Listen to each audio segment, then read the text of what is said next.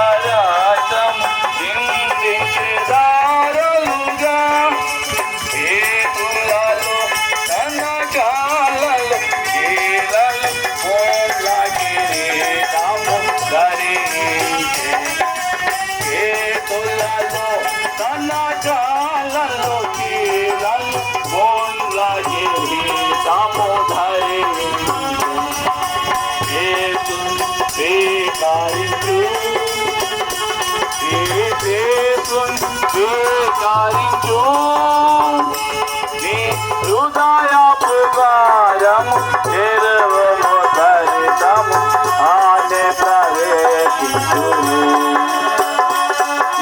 హృదయపు ద్వారము తెరవము ధరితము ఆనే ప్రవేశించును. ఆ కారణం బట్టి రోజు మరి దేవుని యొక్క సువార్త దేవుని యొక్క రాజ్యం కొరకు ఏ రీతిగా మనం సిద్ధపడాలి అనేటువంటి దాని కొరకు వివరంగా మరి మన మధ్యలో ఉన్నటువంటి జాకోబు గారు భీమవరం ఆ యొక్క పట్టణంలో పరిచయం చేస్తున్నటువంటి దేవుని యొక్క దాసు జాకోబు గారు దేవుని యొక్క వాక్యాన్ని పంచుతారు. చెబుతాముడు. ఓకే. చింతపూరు గ్రామ ప్రజలకు ఈ సాయంకాల సమయంలో ప్రత్యేక శుభములు తెలియజేస్తూ ఈ సమయంలో పాటలు పాడుతూ మరి ప్రభువైన యేసుక్రీస్తు వారి గురించి అటువంటి సువార్తను ప్రకటిస్తున్నాము. వీళ్ళరా మీరు కూడా వాక్య లేఖనాలని గమనించండి. పరిశుద్ధ గ్రంథమైన బైబిల్ ఈ విధంగా తెలియజేస్తుంది.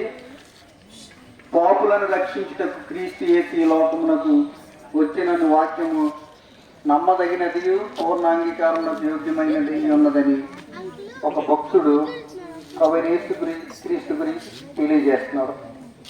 ఆ భక్తుడు ఎవరంటే అంతకుముందు ఈ విధంగా మేము ఎవరైతే సువార్త ప్రకటిస్తూ ఉన్నారో యేసు ప్రభు గురించి తెలియజేస్తున్నారో అలాంటి వారిని కొట్టాడు, తిట్టాడు, చివరికి చంపాడు. ఇంకా ఎవరు కూడా పులి మీద ఉండడానికి వీలు లేదనేటువంటి తాత్పర్యంతో అధికారుల దగ్గర కూడా అతను తాకీదు తీసుకుని పర్మిషన్ తీసుకుని చంపడానికి బయలుదేరాడు. ఆ బయలుదేరిన సమయంలో క్రీస్తు ప్రభు వారిని ఆయన సందర్శిస్తూ వచ్చారు, లేక ఆయన దర్శించారు. దేవుని యొక్క దర్శనమును లేక ప్రభువైన యేసుక్రీస్తు వారి యొక్క దర్శనాన్ని అతను చూస్తూ వచ్చాడు. వెంటనే అతని కళ్ళు మరి అంధుడైపోయాడు. అప్పుడు మాట్లాడుతున్నాడు భయపడి. ఆ దర్శనాన్ని చూసిన వాడే, వెలుగును చూసిన వాడే ప్రభువైన యేసుక్రీస్తు వారి గురించి వాక్యంలో మరొక చోట ఆయన కోటి సూర్యుల తేజస్సు కలిగినటువంటి మహిమ గల దేవుడు. ఆయన చూడగానే ఆయన కళ్ళు పొరలు రాలిపోయినాయి, కళ్ళు అంధుడైపోయాడు. అప్పుడు ప్రభువా నువ్వెవడు అని అడిగాడు. నువ్వు హింసిస్తున్న క్రీస్తుని నేనే అని అతను తెలియజేసి మాట్లాడాడు. ప్రభువారు చెప్పారు ఆయనతో. అప్పుడు ఆ మాట చెప్తున్నాడు ఆయన అనుభవపూర్వకంగా. అంతకుముందు అయితే క్రీస్తు సువార్త ప్రకటించే వారిని ఏం చేయడానికైనా కూడా ఆయనకు అధికారం ఉంది. అలాంటి వ్యక్తి చెప్తున్న సాక్ష్యం ఇది ప్రియులారా. అందుకే క్రైస్తవుడు క్రీస్తు ప్రభుల వారు కూడా ఆయన సాక్ష్యం కలిగి ఉన్నారు. ఆయన సాక్ష్యం ఏంటంటే ఆయన గురించి ఆయన చెప్పుకోలేదు, కానీ మరి దూతలు లేక ప్రవక్తలు చెప్పిన మాట, ఆయన పాపులలో చేరలేదు. ఆయన పవిత్రుడు, నిర్దోషి, నిష్కల్మషుడు, పాపులలో చేరక ప్రత్యేకంగా ఉన్నవాడు భూమి మీద కూడా. వీళ్ళు అటువంటి పరిశుద్ధ దేవుడు. ఎందుకంటే పరిశుద్ధమైన రక్తము ద్వారా పాపములకు క్షమాపణ ఉంది. అదే చెప్తున్నాడు ఆయన. నమ్మదగినది అని చెప్తున్నాడు. యేసుక్రీస్తు పాపులను రక్షించడానికి వచ్చాడు. ఆయన మాట నమ్మదగినది. నమ్మాలి ప్రియులారా. మీరు నమ్మితే మరి ప్రభు అయిన యేసుక్రీస్తు వారు చేసే గొప్ప మేలును, ముఖ్యంగా పాప క్షమాపణ అనుభవం, మారు మనసు, రక్షణ అని కూడా చెప్తూ ఉంటాం ఇదే విషయాన్ని. అటువంటి పాప క్షమాపణ కలిగిన ప్రతి వారికి మోక్ష అర్హులుగా ఉంటారు. వారు మోక్షానికి చేరాలంటే పవిత్రుడై ఉండాలి, నిర్దోష అయి ఉండాలి, మరి పాపములు క్షమించబడిన వాడై ఉండాలి. క్రీస్తు ప్రభువు వారు మనుషుల యొక్క ప్రతి పాపాన్ని పాపులు ఎవరు అని చూస్తే మనుషులందరూ పాపం చేశారు. ఎందుకంటే మన శాస్త్రాలు చెప్పిన జన్మతః పాపి. మానవుడు జన్మతః పుట్టాడంటే వాడు పాపంతోనే పుట్టాడు. అవన్నీ మనకు తెలిసినవి. అయితే పాపం పోవాలంటే పరిశుద్ధ రక్తం కావాలి.